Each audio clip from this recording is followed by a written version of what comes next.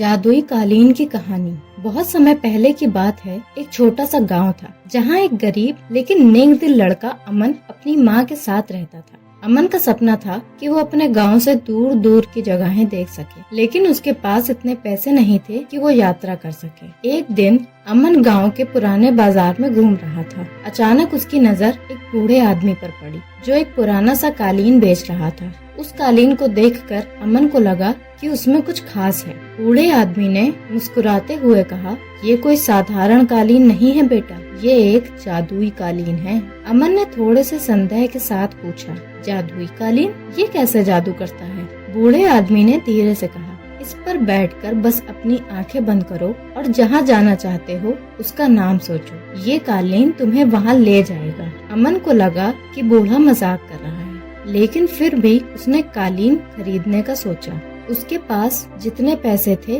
वो बूढ़े आदमी को देकर कालीन लेकर घर आ गया। रात को जब उसकी माँ सो रही थी, अमन ने जादुई कालीन पर बैठकर अपनी आंखें बंद की और सोचा, काश मैं पहाड़ों की ऊंचाई पर जा सकता। अगले ही पल उसे ऐसा महसूस हुआ जैसे वो हवा में उड़ रहा हो। उसने आंखें खोली तो पाया कि वो एक ऊंचे पहाड़ की चोटी पर था, जहाँ से पूरा गांव दिखाई दे रहा था। अमन का दिल खुशी से भर आया। वो कालीन को धन्यवाद देने लगा और उसने कई और जगहों पर जाने का मन बनाया।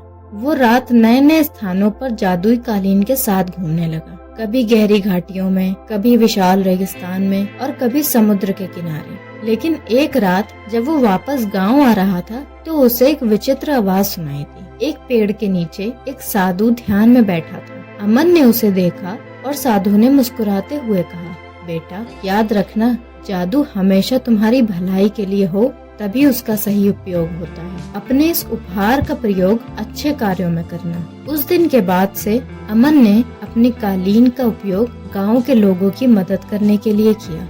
वो बीमारों को शहर के बड़े अस्पतालों में ले जाता, किसानों को बाजारों में ले जाकर उनकी फसल बेचने में मदद करता। धीरे धीरे अमन का नाम पूरे गांव में प्रसिद्ध हो गया और वो सबका प्यारा बन गया। अमन और उसका जादुई कालीन अब सिर्फ एक कहानी नहीं थी, बल्कि एक प्रेरणा बन गया।